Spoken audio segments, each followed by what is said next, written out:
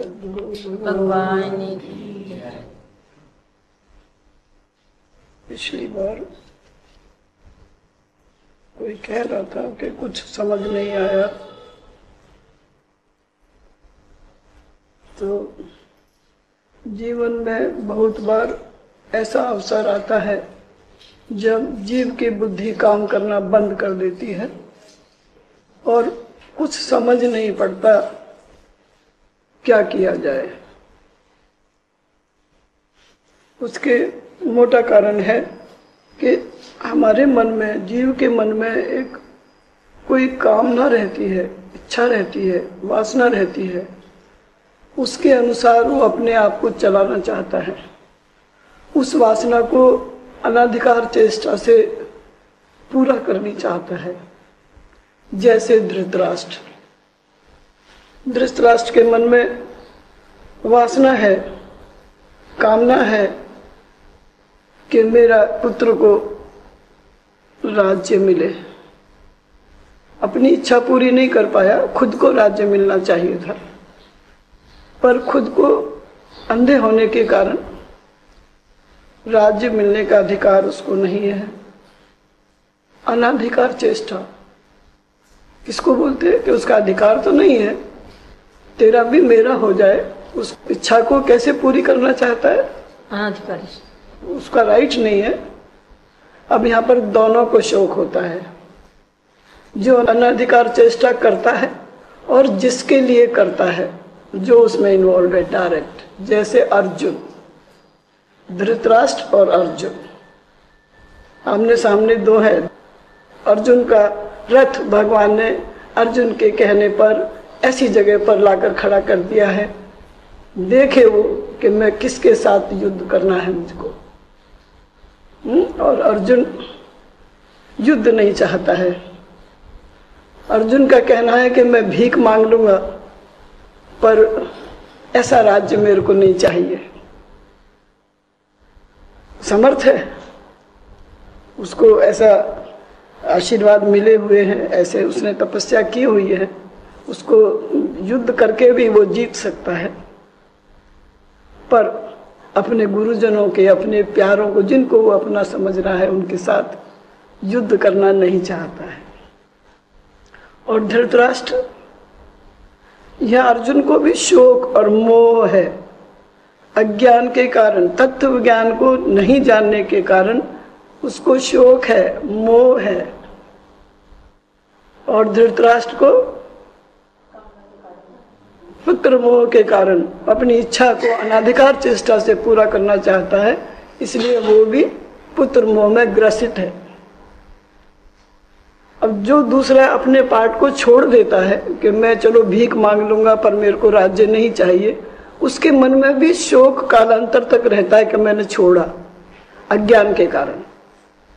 अगर तत्व ज्ञान नहीं है तो यहाँ पर भगवान ने, कृष्ण भगवान ने अर्जुन को तत्व ज्ञान देने की चेष्टा की है।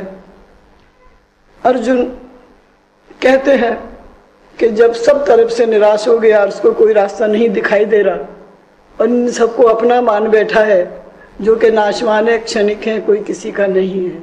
ये ज्ञान, तत्व ज्ञान के सिवा ये बात समझ में नहीं आती। तो भगवान बोलते हैं, कभी तो तू ऐसी बड़ी बड़ी ज्ञान की बातें करता है, बड़ा ज्ञानी बन जाता है, और थोड़ी सी देर में ही तू एकदम नीचे आ जाता है अज्ञानी की तरह, मेरी समझ के बाहर है।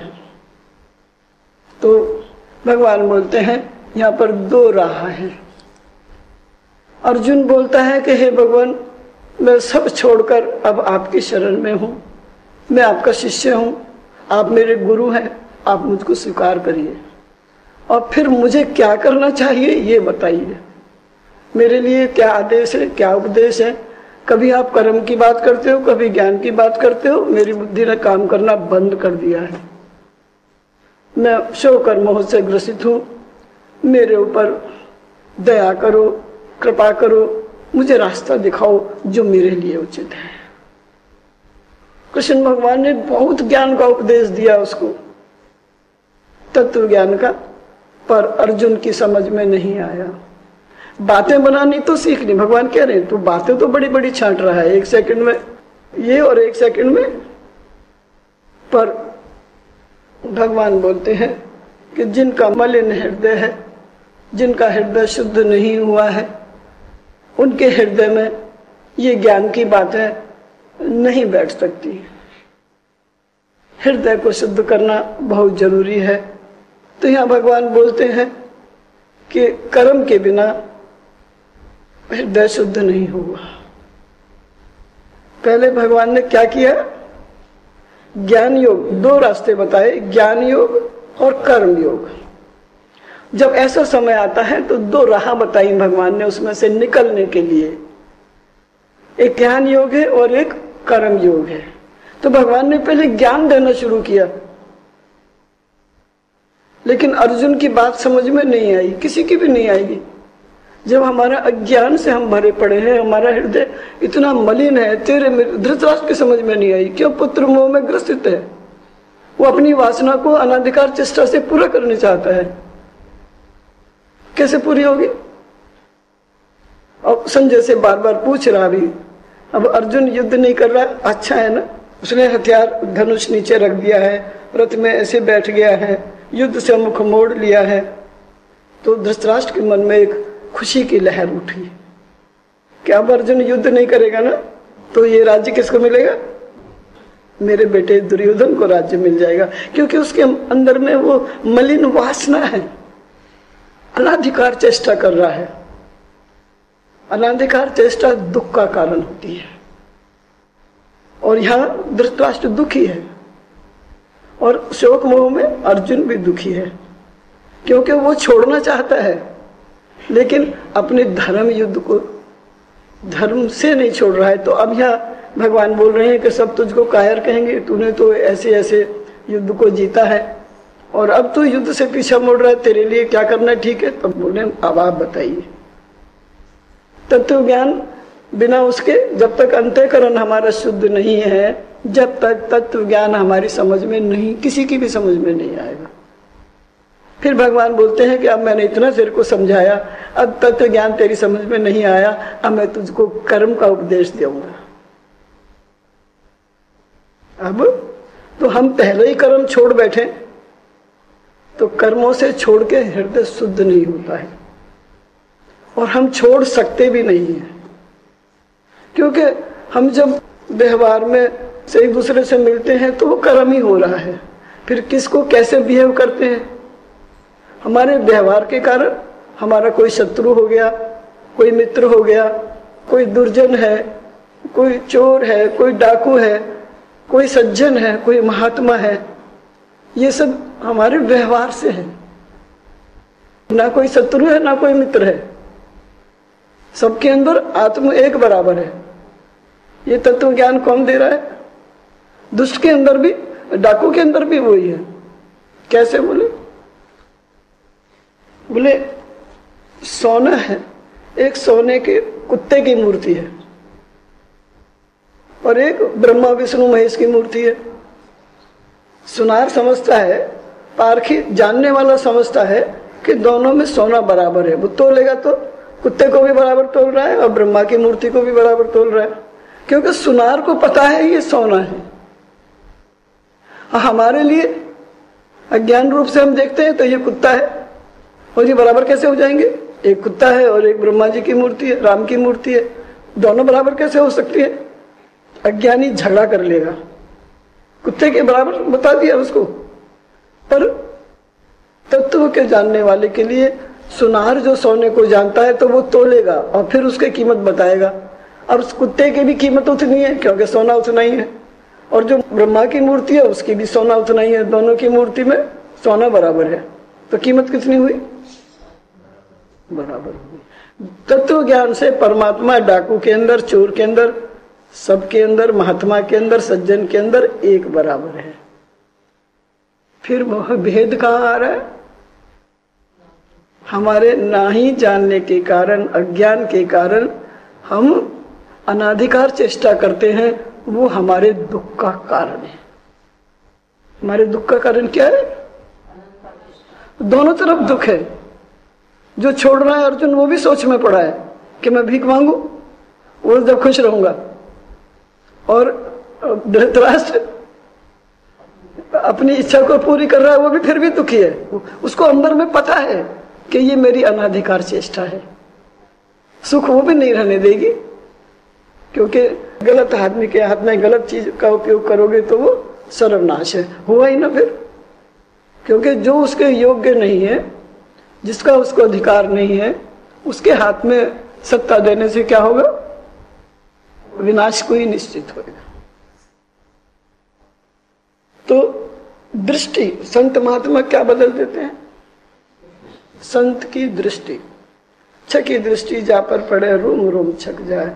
संतों की नजर, वो जो नजर है कि सोने की मूर्ति के अंदर जो है वो एक ही है सबके अंदर। जो डाकू है, डाकू संतों के पास जाके क्यों बदल जाता है? उसके पास तो कोई हथियार नहीं है, पर जैसे ही मिलता है और संत मौज में हो और बदलना चाहे तो एक क्षण में पलटू दास पलट जाते हैं। क्यों पलट गए? क्योंकि वो उस ज्ञान को जानते हैं, और वो ज्ञान कहाँ ठहरेगा कि जिससे जो करवाना रहता है। अगर जो कर्म का अधिकारी है तो वो कर्म किए सिवा उसका हृदय शुद्ध नहीं होगा, और मलिन हृदय में, गंदे हृदय में वासनाओं से जो भरा पड़ा है उसमें ज्ञान ठहर नहीं सकता।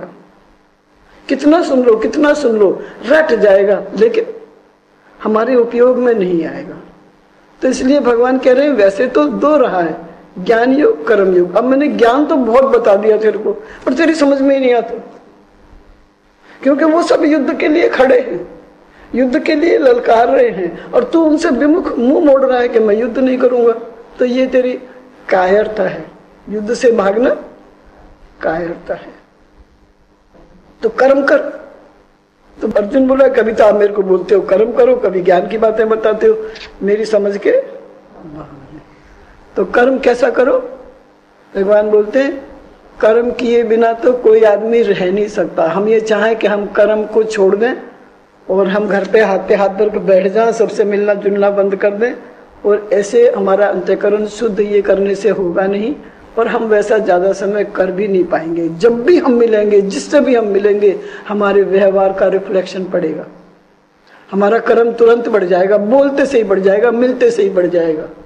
मिलत एक दारुण दुख देही, बिछड़त एक प्राण हर ले। किसी किसी के मिलने से ही दुख होता है। मिलत एक दारुण दुख, बोलते से ही बोलेंगे, ऐसा ताने बाने, ऐसे शब्दों का उपयोग करेंगे जो बस बिछड़त एक प्राण हर ले। ये कब आता है? ये हमारे प्रेम, हमारे जीवन में ये कब आता है? जब हम कर्मों से, कर्मयोग। इसलिए भगवान ने कर्मयोग बताया। फिर बोले कर्मयोग किसके लिए? जिनका हृदय मलिन है, शुद्ध नहीं हुआ है, उनको निष्काम कर्म। कर्म कैसा करना? इसलिए जो संत कर्म योग के माध्यम ज्ञान योग को पा लेते हैं, कर्म योग के माध्यम से ज्ञान योग को पा लेते हैं, फिर भी वो कर्म नहीं छोड़ते, कर्म उनको छोड़ देते हैं, और फिर भी वो कर्म करते हैं दूसरों के उसके लिए, कि ताकि दूसरे लोग देखें और कर्म ना छोड़ बैठे। बे छोड़ दो, छोड़ना इतना आसान नहीं है, छोड़ सकता भी नहीं है। ये प्रकृति का नियम है कि हम ऐसे हाथ पे हाथ धरकर नहीं बैठ सकते कि हम कुछ भी ना करें, ऐसा होगा नहीं। करते करते करते करते निष्काम। लेकिन हमारे अंदर मन में एक बीज रहता है, जैसे धृतराष्ट्र के अंदर एक बीज था। चाह तो रहा है कि उनका राज्य दे दूं। भरत की तुलना, रामायण में भरत की भी तुलना करती जाना। राम को भी बन दिया ना, वहां भगवान राम भी खुश हुए कि मेरे को मेरी माँ ने क्या दिया, वन का राजा बनाया है। और यहाँ पांडव भी खुश हो रहे हैं, हमको कौन सा बन दिया? खांडव, खंडव बन दे दिया ना। और भरत में और यहाँ पर ये फर्क है, भरत ने भी छोड़ा। यहाँ भरत की अनाधिकार चेष्टा नहीं है, भरत ने समर्पित कर दिया है, अपने आप को समर्पण किया है। केकई की अनाधिकार चेष्टा है, लेकिन भरत की नहीं है, जिसके लिए किया गया है। यहाँ अर्जुन और वो सामने है, लेकिन यहाँ पर भरत और राम को पहचानना मुश्किल हो गया कि दोनों में राम कौन सा है।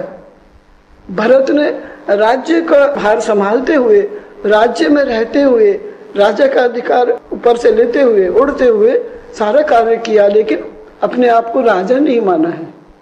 और इस तरीके से रहे हैं कि अब ये पहचानना मुश्किल है कि भरत कौन है और राम कौन है। दोनों को जोड़ सकते हो साथ में। यहाँ पर युद्ध रावण का युद्ध है। रावण भी अनाधिकार चेष्टा कर रहा है। अनाधिकार चेष्टा जो भी कोई करेगा दुख का कारण होती है युद्ध पर, क्योंकि उसके जो बीज है ना वो हमारे अंदर मौजूद है, और उसको हम कितना भी दबाना चाहें, कितना भी हम ऊपर से भला बनना चाहें काल तक, लेकिन फिर वो पनप आता है, क्योंकि हमने जो भी परोपकार करना चाहा उस बीज के लिए किया। ऊपर से दिख रहा है लेकिन वो दुख का कारण है, क्योंकि अनाधिकार चेष्टा है। राज्य मेरे पुत्र को मिले, धृतराष्ट्र के मन में ये बीज बैठा हुआ है, मुझको नहीं मिला तो कोई बात नहीं, अपनी इच्छा को नहीं, ऐसा तो नहीं है, ऐसा तो नहीं है। कर्म करते करते निष्काम भावना आ जाती है। पहले सकाम कर्म, सकाम और निष्काम। पहले सकाम कोई भी काम करते हैं तो हमारे फल की इच्छा हमारे मन में रहती है कि हम कुछ करें, हम यज्ञ कर रहे हैं, हम 108 बार हनुमान चालीसा पढ़ेंगे, हम सोमवार का व्रत करेंगे, किस लिए? उसका कारण हमारे पीछे। एकादशी का व्रत करेंगे क्यों? क्या उसका एक चाह हम ऊपर से ना भी बोले, लेकिन हमारे मंदिर में एक कामना है कि हम अपने को दूसरे को ना भी बताएं तो हमको पता है कि हम क्यों कर रहे हैं, तो उसका फल भुगतना पड़ता है। गलत हुआ तो गलत, बोलने में गलती हो गई तो भोगना पड़ेगा, क्योंकि सकाम है। निष्काम में धीरे धीरे सकाम करते करते, सकाम करते करते निष्काम भावना आ जाती है, फिर वो उसको आदत हो जाती है करने की, फिर वो उसके फल की इच्छा नहीं रहती, तब युद्ध करो। इसलिए कृष्ण भगवान की लीला करनी है नहीं है, क्योंकि तत्व ज्ञान जल्दी से होगा नहीं, और युद्ध के लिए वो सबके हाथ में लग जाएगी, तो तभी तो कलयुग है ये कि हर पल हम युद्ध के लिए तैयार हैं। और ये तत्व ज्ञान हुआ नहीं है, लेकिन हम मान लेते हैं कि ये सब तो मरेंगे ही, हम मार रहे हैं तो क्या है, तो मरे पड़े, तो ये मौखिक ज्ञान है, लेकिन हमको तत्व ज्ञान हुआ नहीं है।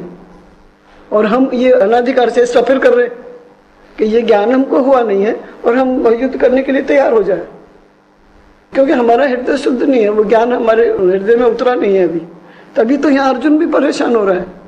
अर्जुन युद्ध के लिए तैयार नहीं हुआ है, तब भगवान बोलते कि अब तू युद्ध कर, कर्म कर, अब समर्पित हो गए। भगवान को समर्पित कितने लोग होते हैं? अगर ऐसे मौके पर, ऐसे जीवन में ऐसे जब अवसर आ जाए और हम गुरु की शरण में जाए और गुरु से रास्ता पूछें, फिर तो कोई झंझट ही नहीं है। युद्ध होता कब है?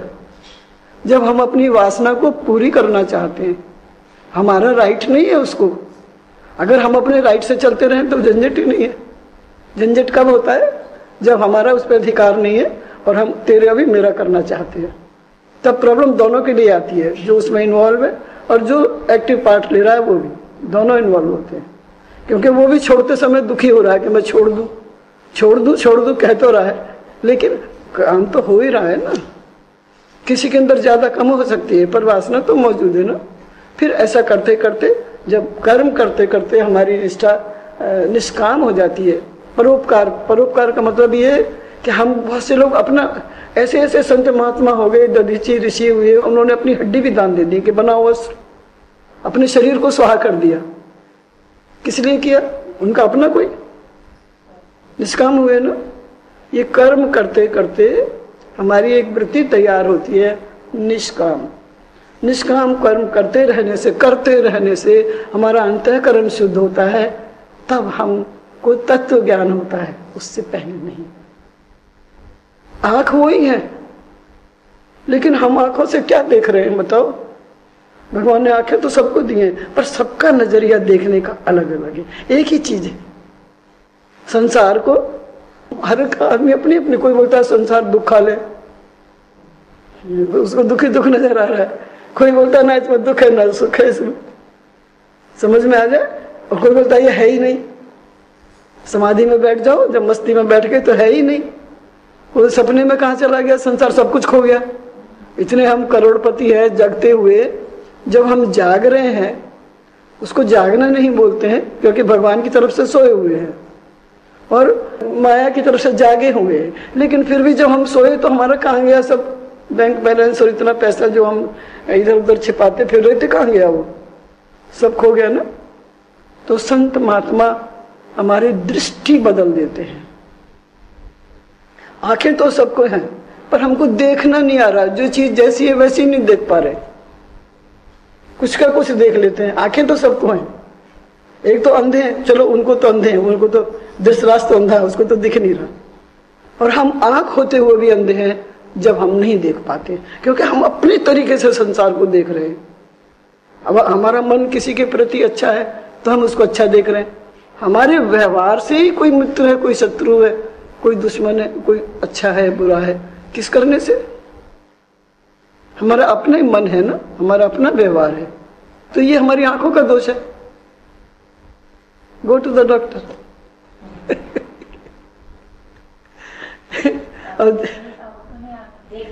हाँ, आंखें तो कुछ देखने के लिए दिया परमात्मा ने, लेकिन जैसा देखना चाहिए। तो यहाँ भगवान यही तो कह रहे हैं कि अर्जुन देख, इनको देख, तेरे सामने कौन खड़े, मैंने रथ बीच में लाके खड़ा करा, अच्छे से देख। लेकिन क्या देख रहा है अर्जुन?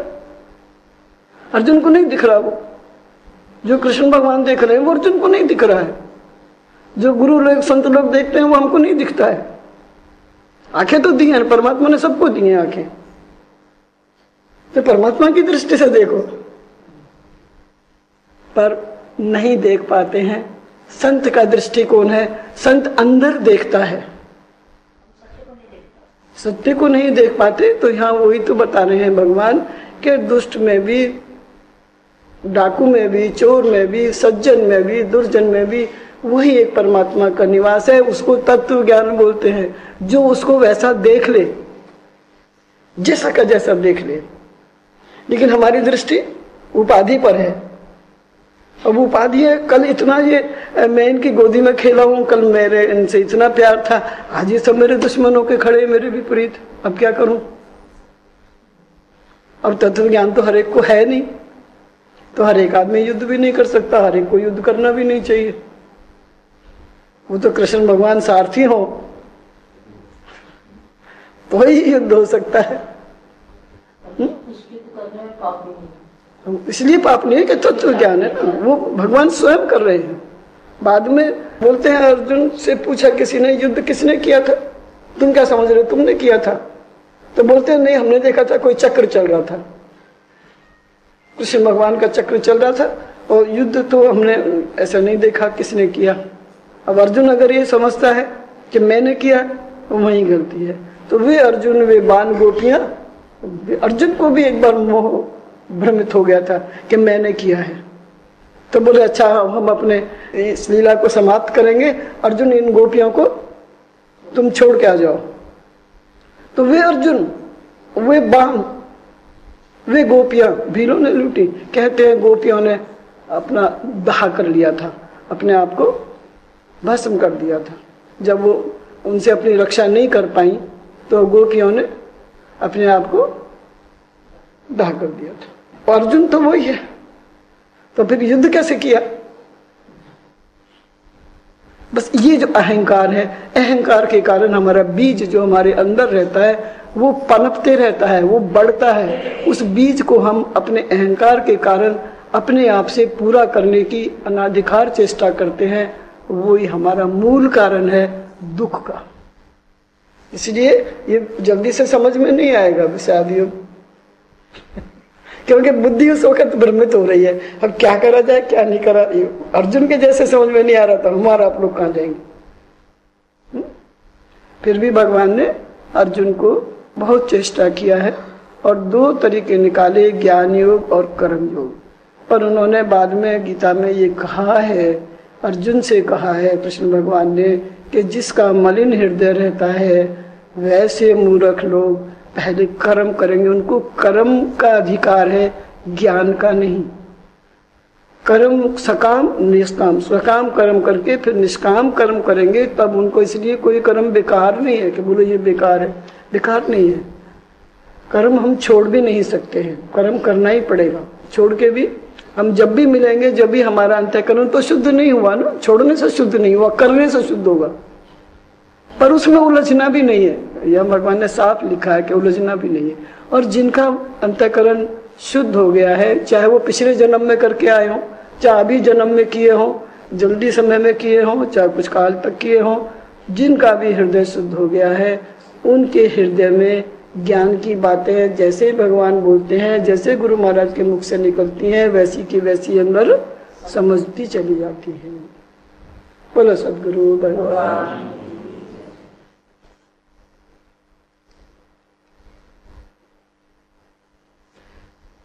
धृतराष्ट्र को राज्य प्राप्ति की बड़ी लालसा देख लोभ में डूबा डूबा जान संजय बोला कि निद्रा को जीतने वाले तथा शत्रुओं का नाश करने वाले अर्जुन अर्थात सर्व इंद्रियों के ईश श्री आनंद कंद कृष्णचंद्र से उपयुक्त वचनों को बोलकर विकलता पूर्वक अपने मन की वर्तमान दशा प्रकट करने लगा है। यहाँ ऋषि के शब्द के अनेक अर्थ जो टिप्पणी में दिए गए हैं, उनमें एक अर्थ यह भी है कि जिसके घुंघर वाले बाल केशों को देखकर संपूर्ण संसार हर्षित हो प्रीति करता है, तिस ऋषि के श्री कृष्णचंद्र के प्रति कहने लगा, मैं युद्ध नहीं करूंगा। यह वचन गोविंद से कहकर चुप ही हो गया। यह गोविंद शब्द प्रयोग करने से अर्जुन के मन का भाव ये है कि वेदमयी वाणियों के जानने वाले, मत्स्य अवतार लेकर भूमि की रक्षा करने वाले, ब्रज में गौओं के पालने वाले, बैकुंठनाथ होकर स्वर्ग की रक्षा करने वाले, तत्वमसि अहम ब्रह्मस्मि इत्यादि वेदांत वाक्यों के द्वारा प्राप्त होने वाले तथा मन प्रधान जो इंद्रियां हैं उनको अपने अपने कार्यों में प्रवृत्त करने वाले और उन्हें चैतन्य करने वाले हो, इसलिए मेरे मन की सब बातें जानते ही हो। तथापि मैं तुमसे ढिठाई कर यह कहता हूँ कि मैं इन भीष्म, द्रोण और कृपाचार्य इत्यादि महानुभावों के साथ युद्ध नहीं करूंगा। बस इतना कहकर चुप ही हो गया। जैसे सर्प के डसे हुए का वाक्य रुक जाता है, ऐसे मोह रूप सर्प से डसा हुआ अर्जुन चुप हो गया। अर्थात जैसे गूंगा मन ही मन दुख को सहन करता है, कुछ बोलता नहीं, ऐसे अर्जुन मन ही मन कलेश सहता हुआ चुप हो गया। पाठ को इस विष के डसे हुए के लिए श्री ऋषिकेश गोविंद के मधुर वचन अर्थात इस गीता शास्त्र का उपदेश गाडरी मंत्र के समान है, जो उसके मोह रूप विष को खींच लेगा। जैसे सूर्य के प्रचंड ताप से जर्जरी भूत वनस्पतियों के फल फूलों की समाघान अपने जल वर्ण से प्रसन्न कर प्रफुल्लित कर डालता है, ऐसे ही दुख से जले हुए अर्जुन को श्याम सुंदर अपने उपदेश स्वरूप शीतल जल की वर्षा से प्रफुल्लित करेंगे।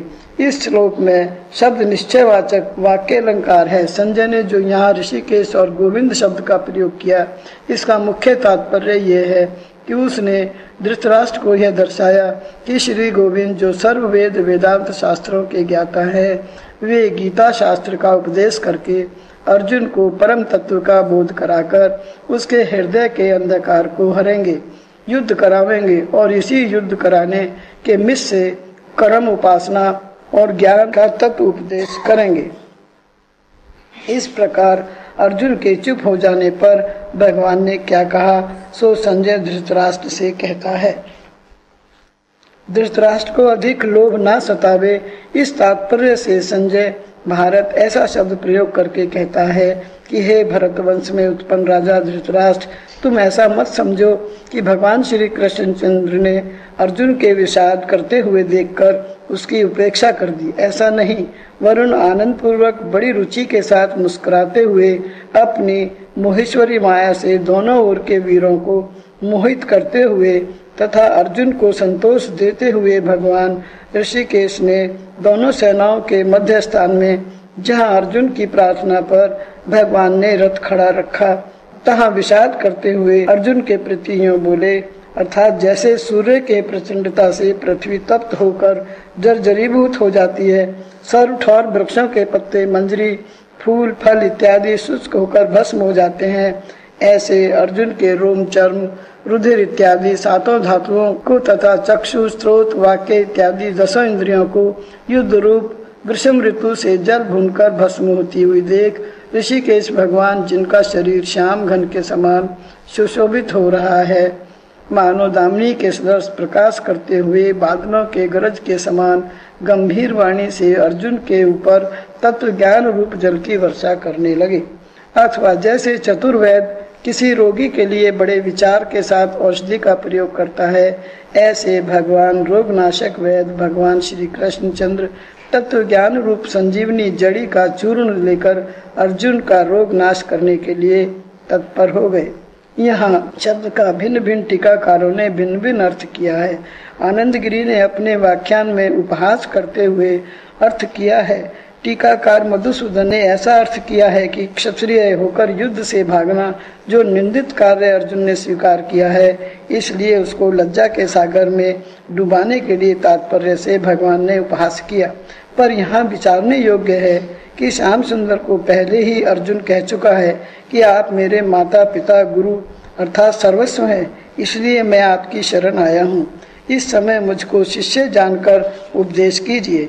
ऐसी दशा में शिष्य का उपहास करना अर्थात उसके अनुचित आचरणों पर अथवा मूढ़ता पर उपहास के तात्पर्य से हंसना या मुस्कुराना गुरु का धर्म नहीं है। इसलिए इन टीकाकारों का ऐसा अर्थ करना एक दृश्य है।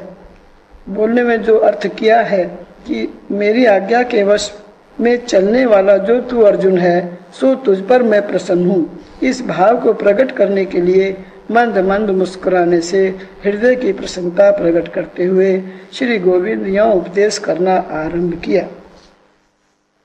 अर्जुन को इस प्रकार शोक मोह से ग्रस्त देखकर भगवान श्री कृष्णचंद्र अर्जुन के प्रति बड़े प्रेम से मुस्कुराते हुए बोले कि हे अर्जुन, तू नहीं सोच करने योग्य जीवों का सोच करता है, फिर ज्ञानियों के समान बातें भी करता है। मुझको तेरी बातें सुनकर आश्चर्य होता है, क्योंकि तू कभी तो महाज्ञानियों के समान बातें करता है और कभी बड़े बड़े ज्ञानियों के सदृश धर्म अधर्म का विचार भी करने लग जाता है। देख, तू जो बार बार कहता है अर्थात अपने संबंधियों को मारकर मैं कैसे सुखी होऊंगा तथा जिनको मारकर मैं जीवित नहीं रहूंगा, तेरे वचनों से प्रत्यक्ष जाना जाता है कि अत्यंत साधारण जीवों के समान तथा अज्ञानु पशु पक्षियों के समान मरे हुओं का तू सोच करता है।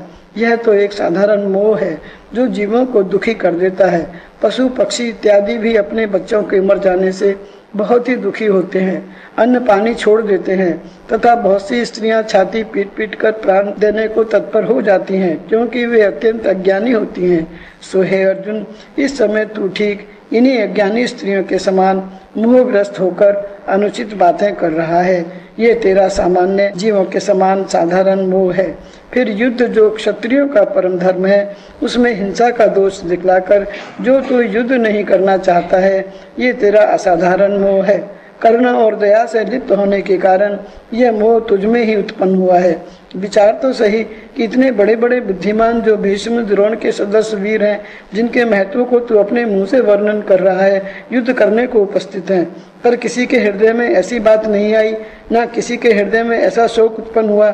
इससे प्रत्यक्ष जान पड़ता है कि तू धर्माधर्म को ना समझकर अपने स्वभाव को भूलकर यूं कहता है कि मैं भीष्म द्रोण ऐसे गुरुओं के साथ कैसे युद्ध करूंगा। यदि यह तेरा कहना उचित होता तो उधर से वे लोग भी तो यही कहते कि हम लोग अपने पौत्र तथा शिष्य युधिष्ठिर भीम अर्जुन इत्यादि के साथ कैसे युद्ध करेंगे।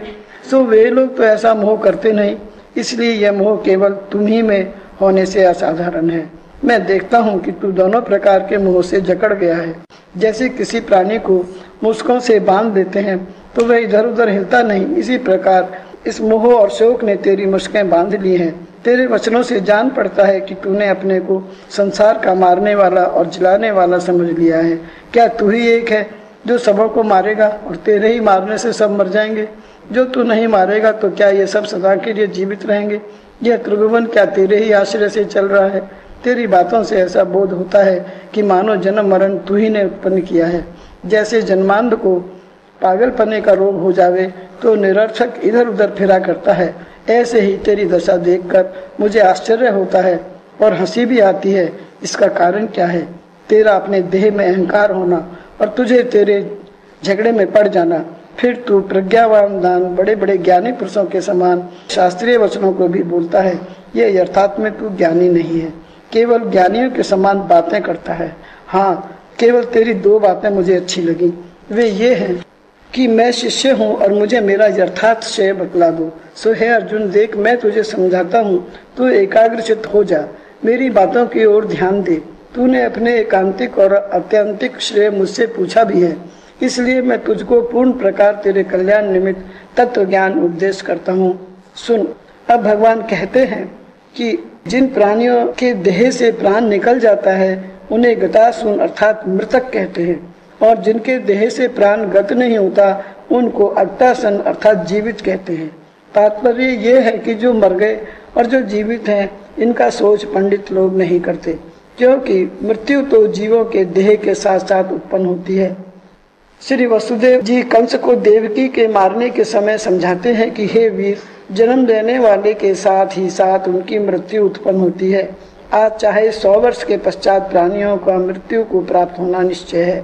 भगवान श्री कृष्णचंद्र कहते हैं कि हे अर्जुन, बुद्धिमानों को किसी ने मरने जीने का शौक नहीं होता, क्योंकि यह 5 भौतिक देह जड़ और नश्वर है। आत्मा जो इसके संग विहार करता है वे चैतन्य और अविनाशी है। देह के नष्ट हुए आत्मा नष्ट नहीं होता। जैसे घट के फूट जाने से उसके भीतर का घटाकाश नाश नहीं होता है। हाँ, इतना अवश्य है कि इस जड़ देह को चैतन्य आत्मा के साथ ग्रंथि पड़ गई है। सो गांठ केवल देखने मात्र है, यह अर्थार्थ में नहीं है। जो प्राण है वह आत्मा और देह को एक संग कर लेता है, और यही प्राण जब तक इस शरीर में वर्तमान है तब तक प्राणियों की आयु स्थिर रहती है। प्रिय पाठकों, भगवान का यह वचन अग्नि अर्थात अग्नि, मित्र, वरुण, इंद्र आदि सब प्राणी ही से सवाच्छवास करते हुए जीवित रहते हैं, तथा जितने मनुष्य और पशु इत्यादि हैं सब प्राण ही से वर्तमान रहते हैं। सब जीवों की आयु है, इसलिए इस प्राण को सर्वायुष सबों के आयु कहते हैं। यही प्राण गर्भ में सब इंद्रियों से पहले प्रवेश करता है, इसी से अन्य सब इंद्रियों की अपेक्षा इसको श्रेष्ठ और श्रेष्ठ कहते हैं। इसी कारण साधारण पुरुष इसी प्राण के निकल जाने का शोक करता है। जो ज्ञानी है वह इसके रहने व जाने का कुछ भी सोच नहीं करते। प्राणियों का देह मध्य में बनता है और विनष्टा रहता है। आत्मा तो सदा सर्वदा एक रस ज्यों का त्यों रहता है, इसलिए इसका सोच करना निरर्थक है। प्रिय पाठकों, यथार्थ में गीता शास्त्र इसी श्लोक से आरंभ होता है। मैं पहले ही कह आया हूँ कि अर्जुन नारायण के अवतार हैं। इस कारण संसार के कल्याण निमित्त इस गीता शास्त्र के प्रकट कराने के तात्पर्य से अपने को महाज्ञानी के समान शोक मोह से ग्रस्त दिखलाया है। तथा प्रथम अध्याय के दूसरे श्लोक में यहाँ तक कि अर्जुन ने विषाद आदि के मिश्र से ये बात देख ली कि इस संसार में दुख का बीज केवल शोक और मोह है। इस शोक और मोह का कारण अहंकार है, क्योंकि इस नश्वर देह में अहंकार होने ही से मैं और तू तथा मेरे और तेरे का बोध उत्पन्न होता है। इस अहंकार का कारण अविद्या है।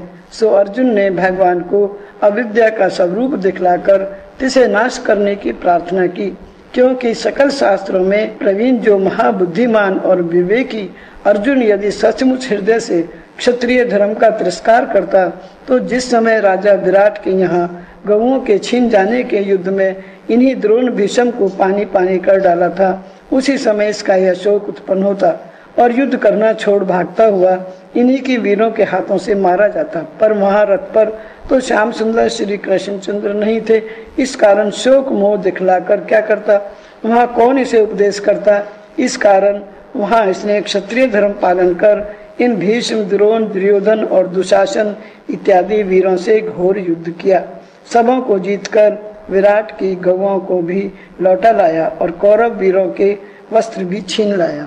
इससे सिद्ध होता है कि अर्जुन संसार के उपकार निमित्त अज्ञानता स्वीकार कर भगवत मुखारबिंद से गीता शास्त्र का आरंभ करवा रहा है। ज्ञानी होने के लिए तथा ज्ञान तत्व को पूर्ण रूप से जानने के लिए प्रथम यह जानना उचित है कि देह और आत्मा दोनों एक नहीं है। देह के नष्ट हुए आत्मा नष्ट नहीं होता। इसी कारण भगवान ने सबसे पहले अपने मुख सरोज से उच्चारण कर गीता शास्त्र का नींव डाल दिया है। अब भगवान से लेकर यहाँ तक जो 20 श्लोक है उनमें आत्मज्ञान का तत्व वर्णन करेंगे, अर्थात सांख्य तत्व का कथन करेंगे। फिर योग अर्थात निष्काम कर्म का आरंभ कर 6वें अध्याय तक कर्म कांड का निरूपण करेंगे। बोलो सद्गुरु भगवान की जय।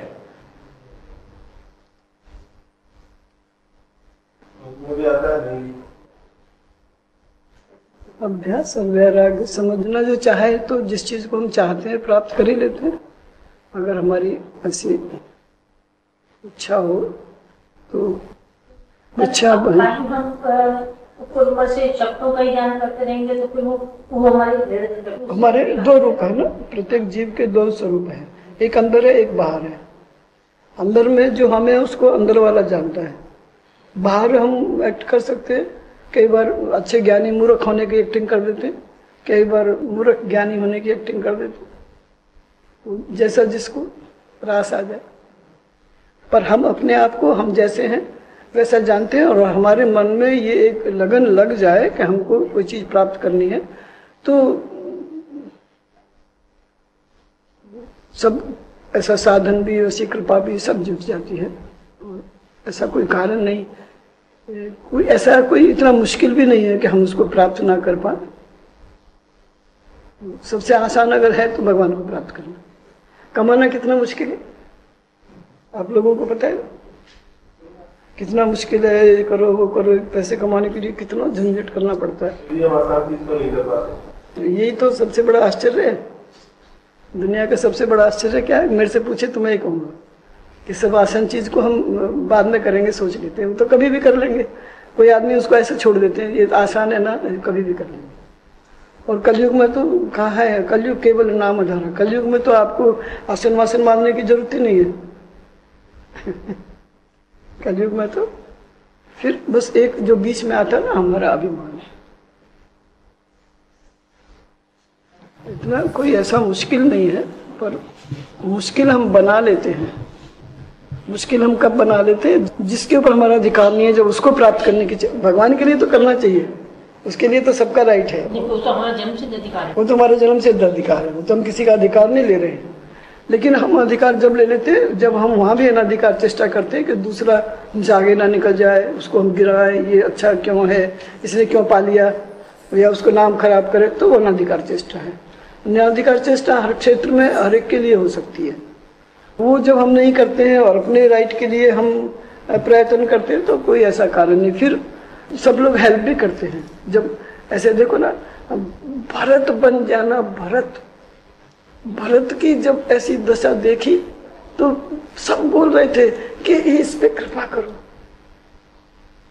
भरत की कैसी दशा हो गई थी, राम राम राम राम लिखते हुए, उसको दिन का रात का, नहाने का, खाने का, उसको कुछ होश ही नहीं था।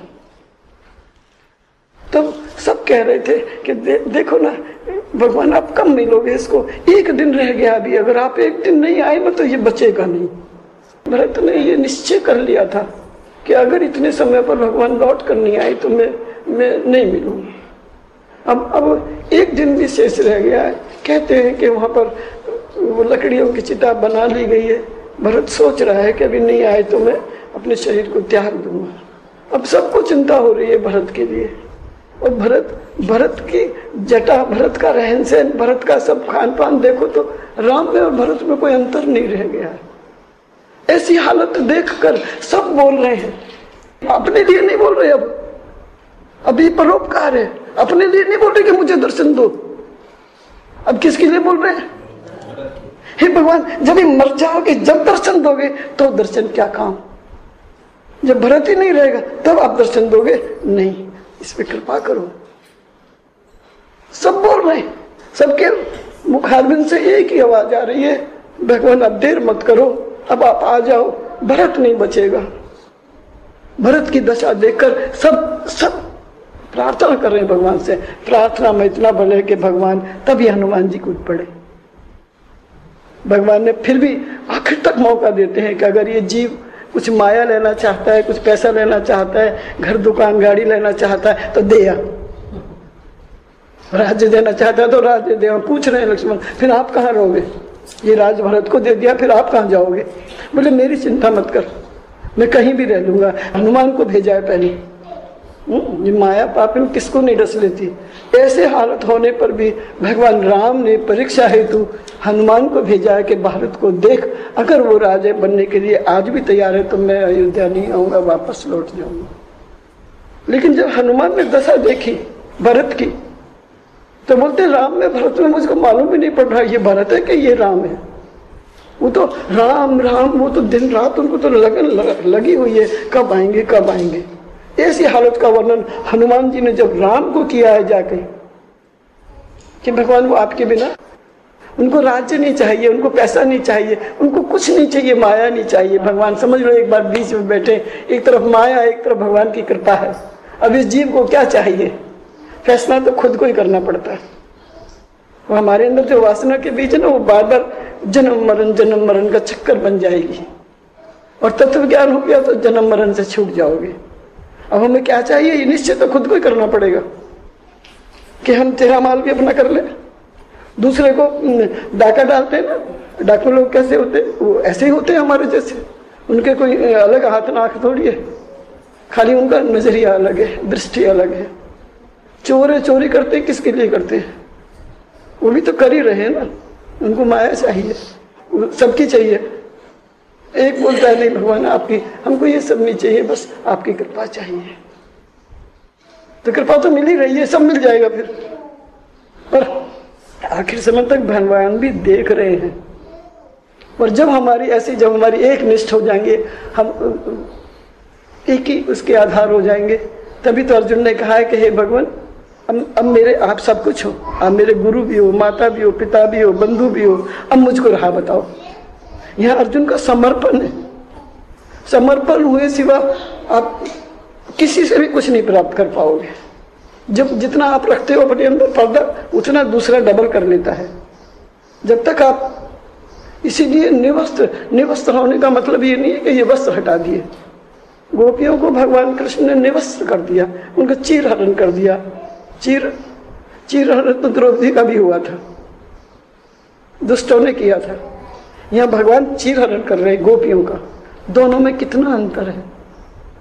भगवान दृष्टि बदल देते हैं, संत लोग दृष्टि बदल देते हैं। यह गोपियां भगवान को प्राप्त कर गई, क्योंकि वो उनको पर्दा नहीं था अंदर में, जैसे के जैसे समर्पित थी। ये वस्त्र दूसरी चीज है, और वो मल विक्षेप आवरण काम क्रोध, ये हमारे आत्मा के ऊपर पर्दे पड़े हुए हैं। ये वस्त्र हैं, ये मिलने नहीं देते। तो ये पर्दे हटाए भगवान ने, ये आवरण थे जो हमको भगवान से मिलने नहीं देते। इसलिए गोपियां कितनी सरल, कितनी सीधी, भगवान गोपी जैसा बना दे। गोपी माने, गो माने इंद्रियां, और जो हमेशा भगवान का रस पीती रहती है उसको बोलते गोपी। हमेशा भगवान के रस में हम डूबे रहे। काम तो हाथों से करना है, ये तो हमको करना ही पड़ेगा काम। भगवान गीता में कभी भी निष्क्रिय होने को नहीं बोले हैं, कहीं भी उन्होंने काम छोड़ने को नहीं कहा है। काम करो, कैसे करो, अनधिकार चेष्टा कभी नहीं करना, वो दुख का कारण है। और फिर बार बार जन्म मरण का कारण है। बार बार जन्मो, बार बार मरो, ये फैसला कभी खत्म नहीं होगा फिर, क्योंकि हम अपने कर्मों से अपने आप ही बीज तैयार कर रहे हैं, और जो बोएंगे वो काटना पड़ेगा। अगर हम फिर ऐसा जन्म चाहते हैं कि भगवान की शरण में बने रहे, तो कम से कम मनुष्य होने की जैसी चेष्टा तो करो कि फिर हमको मनुष्य योनि मिले, फिर हम ऐसे हमको सब मिले, फिर हमको गुरु महाराज की शरण मिले, फिर हम भजन करें, फिर हम भगवान का गुणगान सुने, फिर हम भगवान का गुणगान करें। इतनी तो हमको मनुष्य योनि का ये एक सबसे बड़ा फायदा, मनुष्य होने का ये फायदा कि आज हम भगवान के गुणगान कर रहे हैं, अपने मुंह से उच्चारण करते हैं, नाम लेते हैं। हमको इतना भगवान ने बुद्धि विवेक दिया है, हम ये समझें कि हम इस संसार में क्यों आए। सदगुरु भगवान।